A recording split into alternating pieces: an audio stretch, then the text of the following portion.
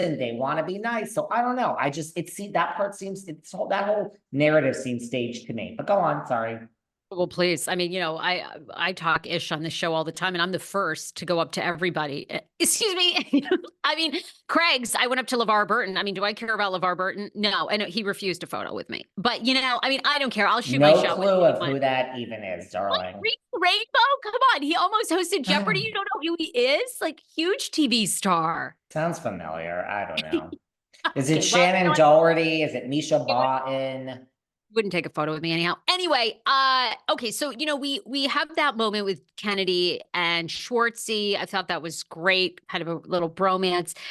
Then we move on to the ladies, and they're going to go to Tom Tom again for the first time since filming of season 10 after Ariana had found out. And Raquel was there, and they're sort of sitting at the same table. And of course, in walks LVP looking fabulous. LVP. I mean, you forget that she's part of the show. There's so much drama going on, and then there she is, and you're like, what a great gig. This executive producer makes the same fucking housewife salary at this point and is on the show for 3 minutes, Ken with the fucking dog for 2 seconds, and Lisa is just popping by. Who wants to ever go back to Housewives when your name is on the show and no one would dare come for Lisa except Jax Taylor, and look where that landed him.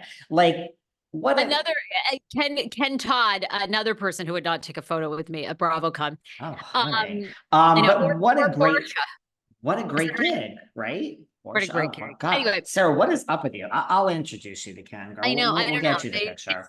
Maybe I give off stalker vibes, or maybe they listen. I don't know. Anyway, so so the Tom Tom scene was interesting, right? I mean, Ariana gets emotional. LVP kind of leans in and is like, "How are you doing, darling?" And Schwartz comes over, and I thought it was so interesting. I feel like I relate to Lisa so much because Lisa to me also seems to have just a complete weakness for men.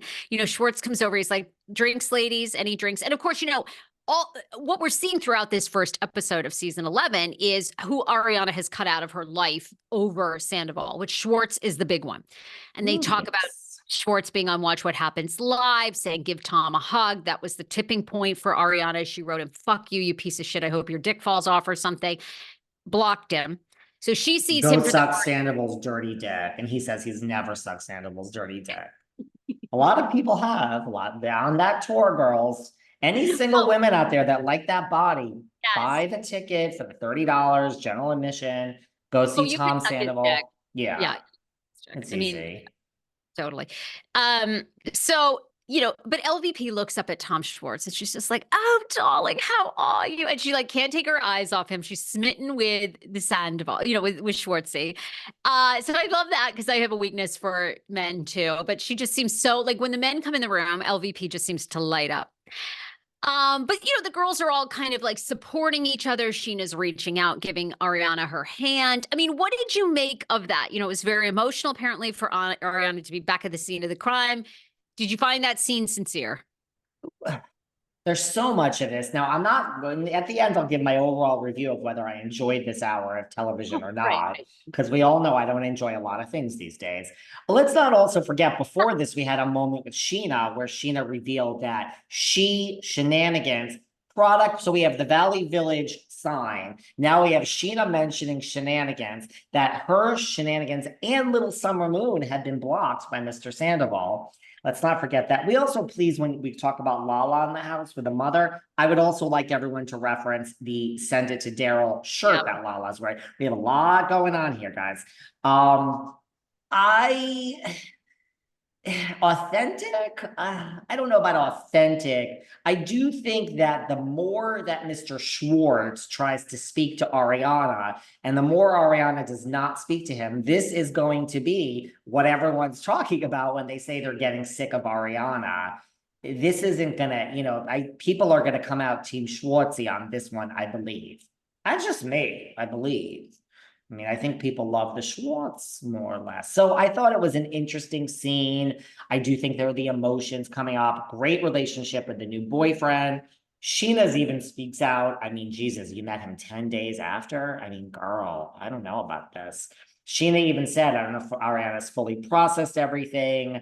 I like, look, it's an emotional, people I feel are expressing their emotions. Sheena's expressing how she's been served with this, cease and desist, and she's blocked by her good friend.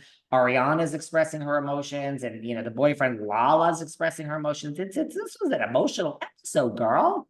I was thinking that too. And I don't know. I hope that's a little bit my fear of this season is like, is this season going to be really like dark and super emotional? I don't know. And maybe that's a good thing. Maybe they need that for healing and moving forward. I just know, you guys know I love TLC shows.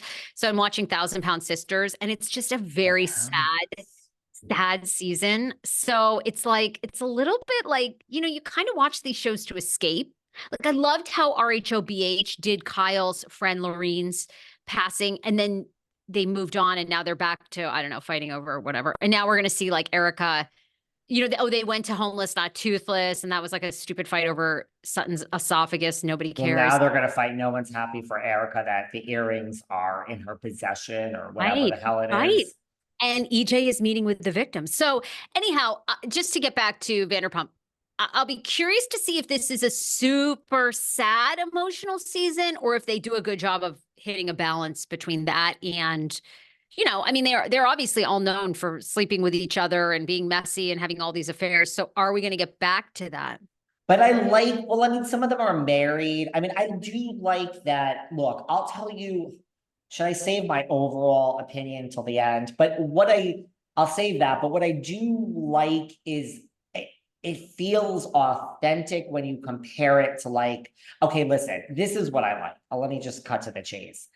We all know Kyle hangs out with one person when she's not filming, and three people. Morgan Wade, although God knows now with this new situation, Teddy Mellenball, Mellencamp, they call her the Nat, and she hangs out with the morally corrupt Faye Resnick. So those are her friends. Her friends off camera are not Dorit. Dorit is even having a whole storyline over it.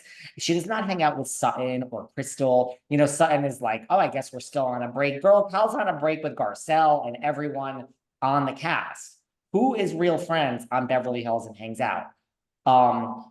Sutton and Garcelle, period. So what I like is that this is why I think Southern Charm this past season worked, other than the newbies. Like, this really is real people. I mean, Lala and Sheena were here in New York. They went to the opening night of Chicago, support Ariana. Like, these are real people that hang out when they're not, like Dodie and Jax. Like, that's, yeah, of course, now it's a little more because Valley Village